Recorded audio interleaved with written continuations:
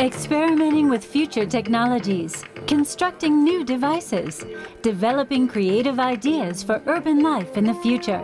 The BMW Guggenheim Lab, co-initiated in October 2010 between the BMW Group and the Solomon R. Guggenheim Foundation, has arrived in Berlin, the second stop on its worldwide tour to 9 cities, inviting everybody to participate in improving comfort in the city. We are all aware that the responsibility of a global player like BMW goes far beyond just clean cars. As a corporate citizen, we have to and we want to make a contribution also to urban life.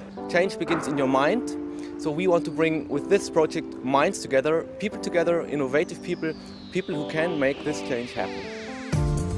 The lab architecture brings out the open character of the project.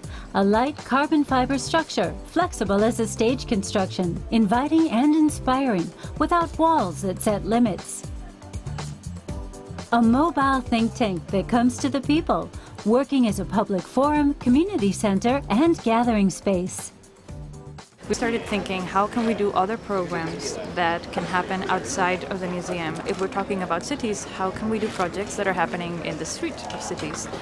So this is mainly the philosophy that is behind the project and how we started the collaboration with BMW. This particular experiment is about the question of what can the museum do that's oriented to a bigger, different, and active audience. For Berliners, I hope that it allows a bigger opportunity for more and different kinds of people to come together and discuss what the city could and should be. A subject that Berliners are obviously interested in. In a city with a long tradition of participation and creative potential, there are lots of projects for urban development joining the BMW Guggenheim Lab this summer. Among the first Berliners to watch and participate in this pioneering urban experiment were U.S. Ambassador Philip Murphy and Berlin Mayor Klaus Wowereit. What we're going to be doing here at the lab in Berlin is slightly different to what we did in the lab in New York. The key aspect of the lab in Berlin is the focus on making things and doing things, and instead of learning by talking, is learning by doing. Your city is yours, and you can change your own city. Making things move with sometimes extraordinary and visionary ideas. When toothbrushes become toy vehicles, and cyclists get more and safer space in the dangerous traffic of megacities. My vision for mobility and transport in the future in megacities is cycling superhighways.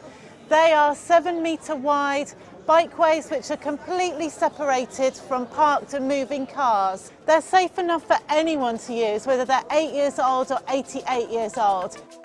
4 lab team members from interdisciplinary backgrounds are programming the Berlin Lab, confronting questions of transportation and architecture, science and health, sustainability and new technologies, psychology and communication.